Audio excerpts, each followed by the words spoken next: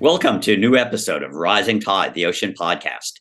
This is David Helvarg, and our co-host, Vicki Nichols-Goldstein, was recently partying at the Inland Ocean Coalition's annual Mermaid Ball.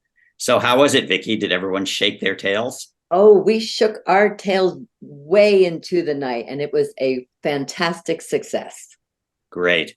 Today, we're pleased to be speaking with Marce Gutiérrez Graudiņš, the founder and executive director of Azul, a grassroots organization working with Latinx people throughout the Americas to protect our ocean and coast. Based in California, where she helps organize an annual Ocean Day at the State House and sits on the governing board of the California Coastal Conservancy, Marce also works nationally and globally, having co-authored a report for the UN as part of her efforts to help pass a global plastics treaty. But before we get into your work, Marce, tell us about your first connections to the ocean. Hi, thank you so much for having me, David, Vicki. It's a pleasure and an honor to be here. I've long followed your podcast, so I'm very excited.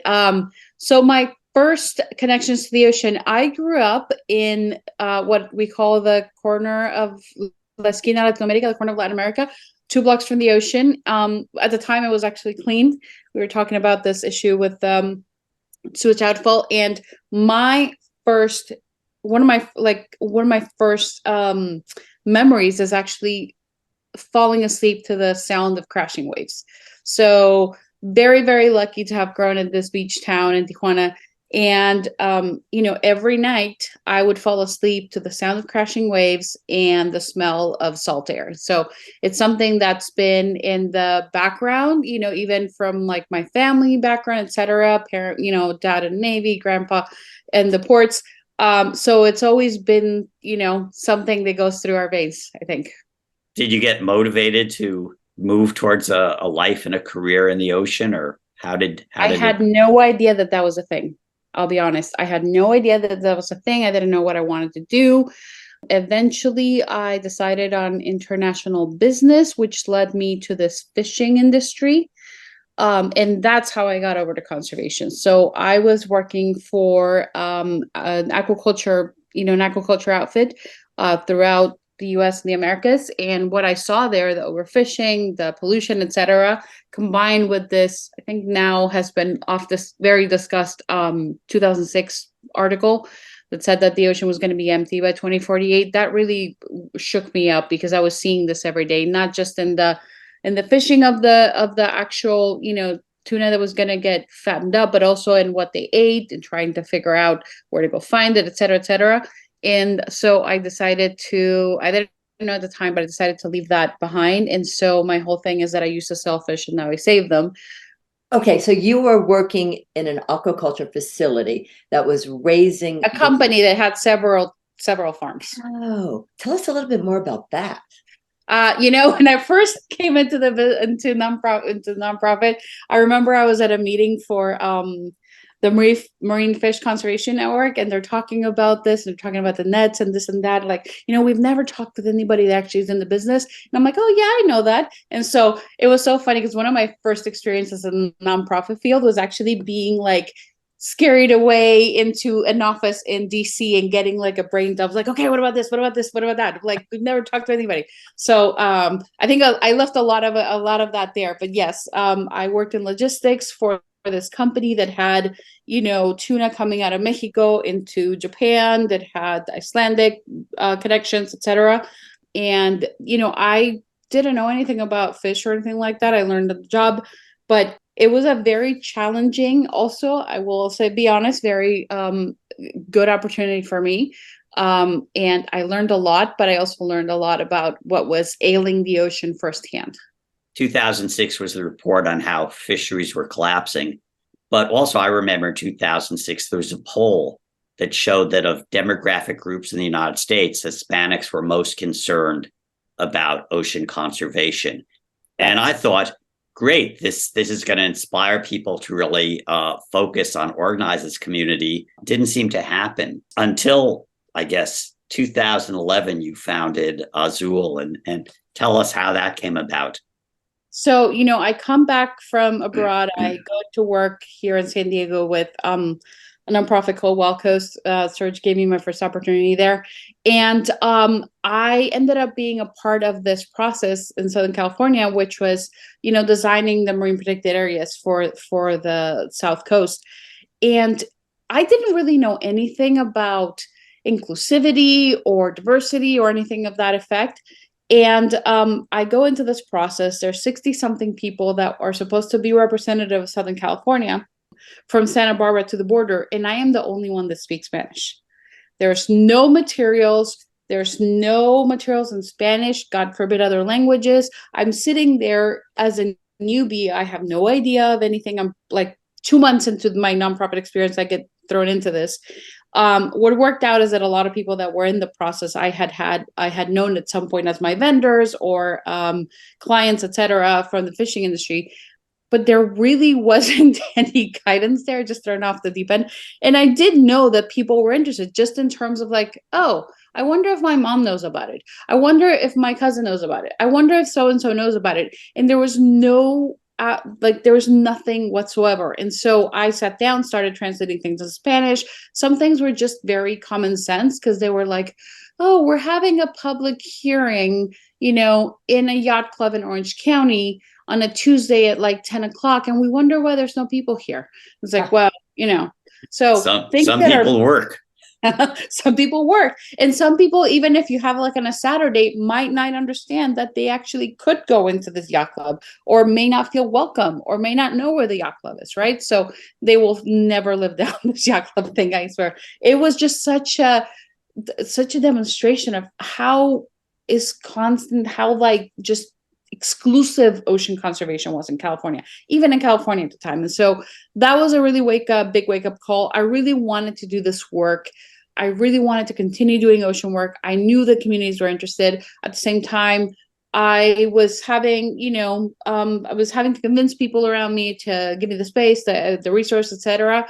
And so I finished my work with the MLPA. Those, protected areas were approved in December 2010. I moved to San Francisco to try to get some space.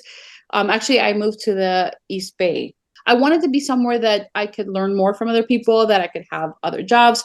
And what I decided was that I really wanted to start Azul. I wanted to have something where all I did was focus on working in community with community on ocean conservation. We had seen this interest back and forth. And so, I grabbed everything. I moved to San Francisco. I got 3 jobs, and I went at it until we got a little bit of like interest and funding, and the rest is history. So what most inspired and surprised you in setting up this, I believe, first Hispanic ocean conservation organization in the U.S.? It was really interesting. Things that surprised me was people not understanding how important this was, even in California. And when I started, I was just, looking into California. So how did you go about it? Obviously, you have this passion to engage community. What did you do? How were you growing? People. You just talked to people. I just talked to people. And, I think the biggest thing that really put us on the map. So one of the big fights, and David, I'm pretty sure this is where I met you, was around the shark fin ban. And so, we're in Sacramento, and we're having this conversation, which is a very, very delicate, and as it should be, conversation around issues of culture and, racism and, conservation, etc. But at one point, people start saying, and I kid you not, if they ban the shark fin now, they're going to ban tortillas next. And I'm like, excuse me? What? Yes. And they're going to ban what? I missed tortillas next. Oh, you're kidding. No, I'm not. That's a big leap. Yes. But that's what corporations do. Yes. They divide. Our side was also so monochromatic that we didn't have enough people to say, hold on, that doesn't make sense. And so I start thinking, I'm like, well, hold on. Cockfighting is also banned in California. Mm-hmm. And that is a cultural tradition of mine. And yet we decided, this is why I went and told a couple of the members in the Latino caucus, and then we decided that it was barbaric and unnecessary, and we banned it. You banned this 10 years ago. And so some things could be a cultural tradition. It could be a part of your culture, and yet we could evolve out of them, right? And this is what we did with cockfighting in California, and it is no longer allowed. And I don't find it to be, a problem. I understand that at one point it was part of our heritage and tradition, but we understood that it was a problem and we evolved out of that. And that's really how I got a bunch of people to jump on board. But it took having that conversation in that shared cultural heritage one-on-one, and knowing that and understanding that to be able to have that connection and that discussion, if that makes sense. Shark banning was kind of a good start for Azul.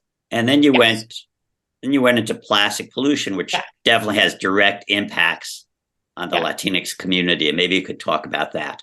So, every time that we talk and we're out in public, and we would go out and do the events and tabling and et cetera. And this is me, amidst my other 2-3 jobs at the time, because there's no funding for Azul at this point.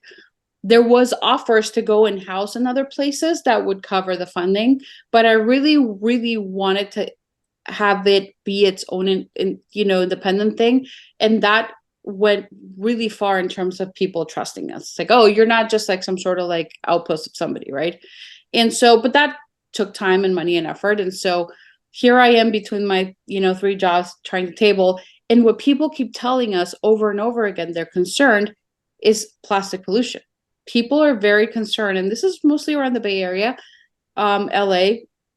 They're extremely, extremely concerned about plastic pollution. And so, there's been a proposal at this point for several years on banning plastic bags, single-use plastic bags in California.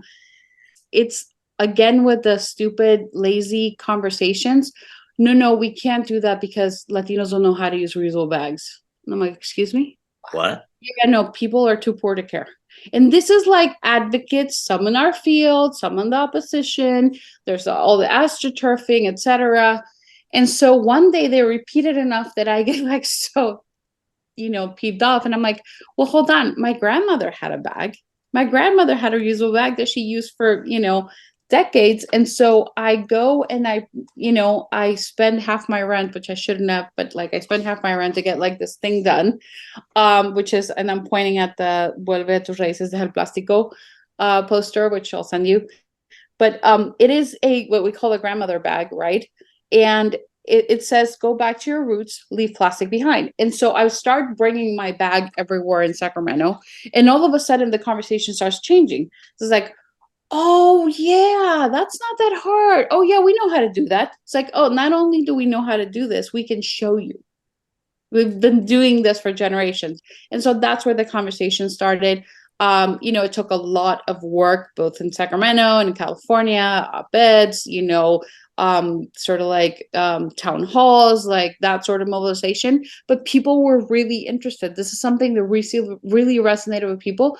And I think that folks cannot really underestimate that the conservation movement has done a very bad job at engaging communities of color. And it has historically been with a tinge of condescension, sometimes very condescending and patronizing. And so for us, it was something that we were like, no, hold on.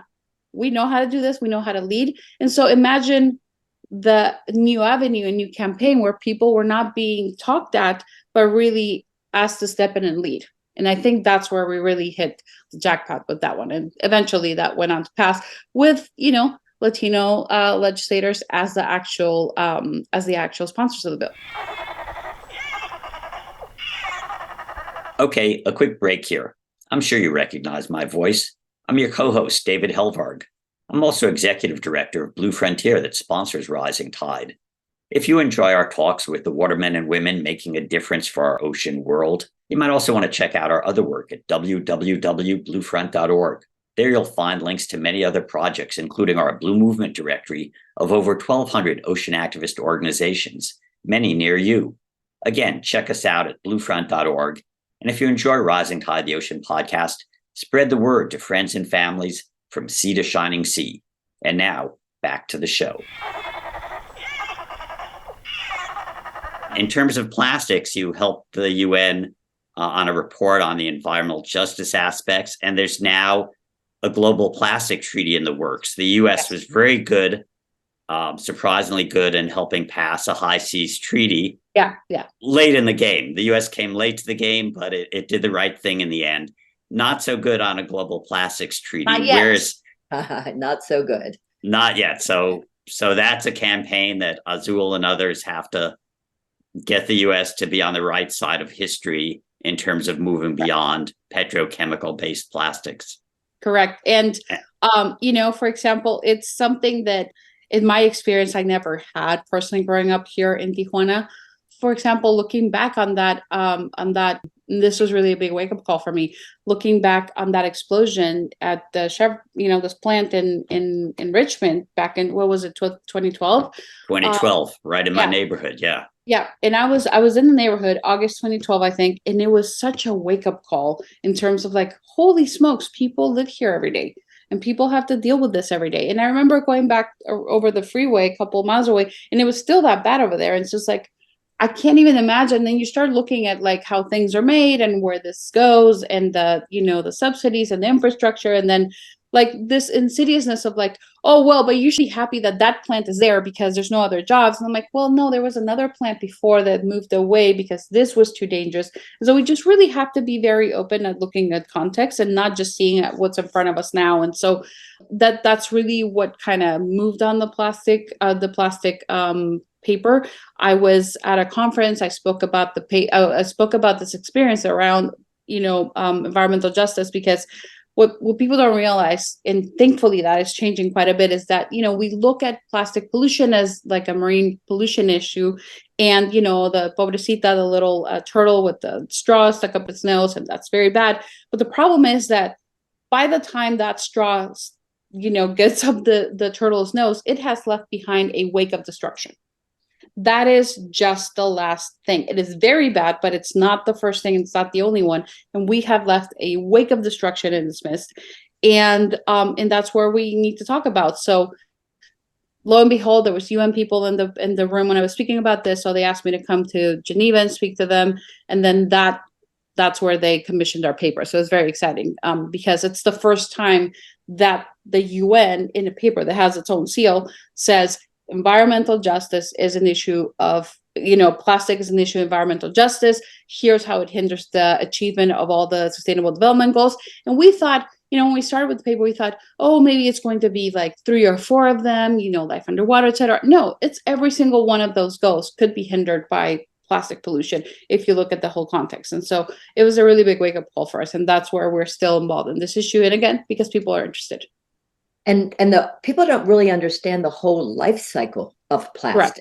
Well, I am lobbying to call it a death cycle because it's not life. Right, a death cycle. And given the ocean climate crisis we're in, that climate change is actually changing the physical nature of the ocean, its temperature, its chemistry, its color, its circulation. So I guess I'm wondering what Azul sees as the future. I think that there's many solutions out there. For us, we like to get very, very good at a couple of them. Like I said, we're very lucky to work with many people. Many organizations don't necessarily feel the need to be the ones on everything. For us, we're focusing again on 30-30 and, habitat protection, highly and fully protected areas as part of this effort. Obviously also looking at other ideas and other types of protection, but just really very focused on making sure that does not leave the conversation. So that's one. And then the plastic treaty, very important, because if we do this right, this could be the biggest single, global treaty since the Paris Accord, and having learned the lessons from the Paris Accord, right? Because that is a thing, but there are a lot of things that could have been done better, especially around, the voluntary plans.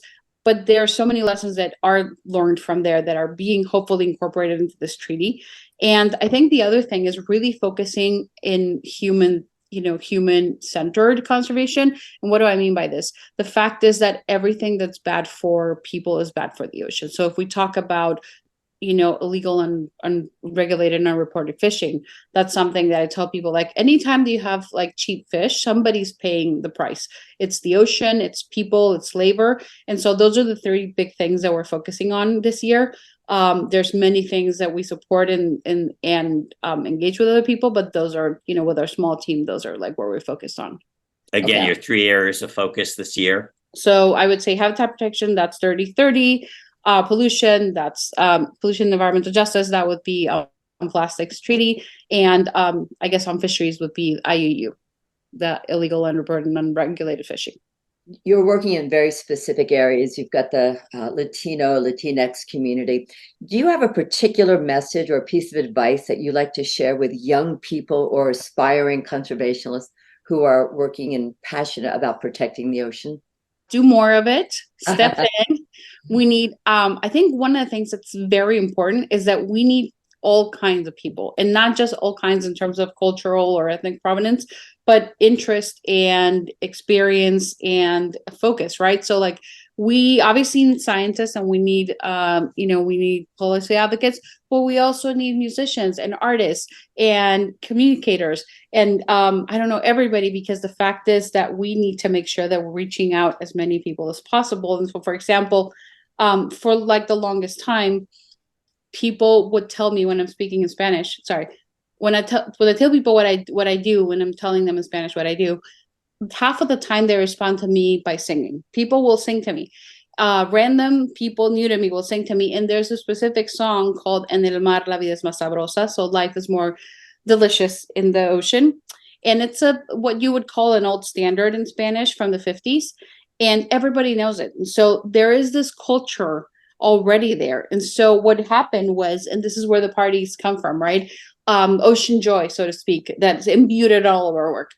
I want to make sure that I'm reaching out to everybody, whether they're coming to our website or whether they're reading the Ocean News or whether they're dancing. And so this is a little bit where it came from. We wanted to bottle up that ocean joy and also narrative change, right? Like, who gets to be an ocean advocate? Who gets to be an ocean person?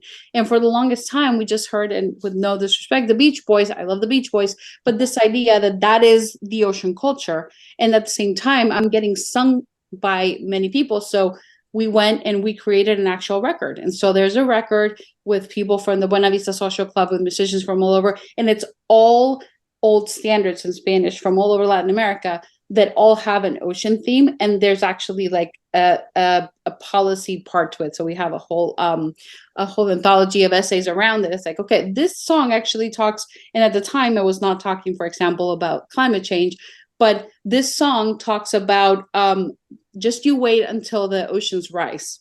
I'm like, well, I hear this song and it makes me think about sea level rise, okay? And so this song talks about a little crab, and I'm like, I'm now thinking about ocean acidification. And so like all these things that like sometimes you just gotta get people dancing and talk to them about it there, right? And so we did the rollout, and we had, the biggest coverage in Spanish all over the continent about 30-30, because then we're like, oh, look at our record. By the way, this is a campaign for 30-30, right?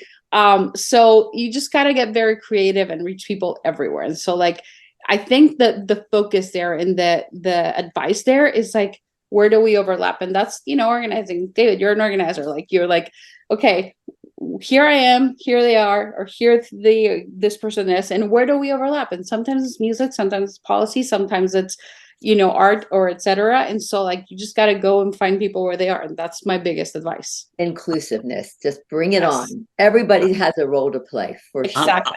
I'm not familiar with that original song you were mentioning. Could you sing a stanza or two? I can definitely, I'm not a great singer, but yes, it's not original. It's from the 50s, and the song is En el mar la vida es más sabrosa, en el mar te quiero mucho más. And so it's a whole song about this. I will send you the record because you can probably use it on there. It's licensed and everything. And it was, this idea. By the way, here's a funny part. The person that created the record, the person, I haven't played an instrument in 20 years probably, but the person that actually, did the record for us, he is like 5th generation musician, and everybody in his family is a musician, except for his mother, who is what? and marine biologist. Oh, So it's a really Wow. cute little coincidence, and like it was like meant to be. And so we've explored a lot of that. There's podcasts now, there's the record, there's a documentary. So the idea is always to find people where they are and try to get that information in front of as many people as possible. So that's what I mean when I say we need musicians, we need artists, we need architects, we need obviously policy, lawyers, science, etc. We need everybody. All hands on deck. And if people want to get a hold of the record or learn more about Azul, it's yeah. in the So and then azul.org is for all of our like our actual website. You can find the links there. Enelmar.org, which Priscilla just put on there. And we are working on that. It's on Spotify at the moment, but we're working on making it more accessible. Well, I'm going to definitely check that out this afternoon. That's going to be super fun. Marce, it was fantastic talking with you and hearing the success of Azul and all of your experience.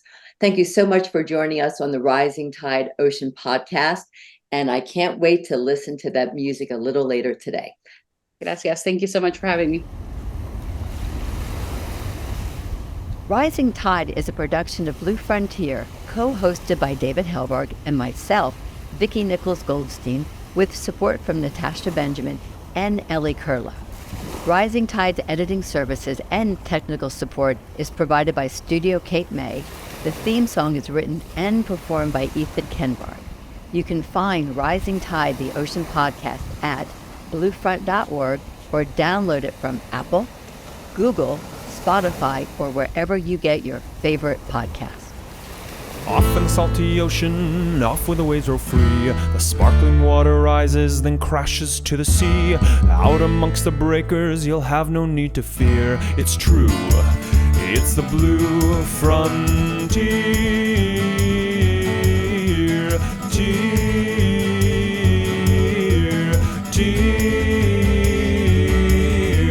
Off in the salty ocean, off to the blue frontier.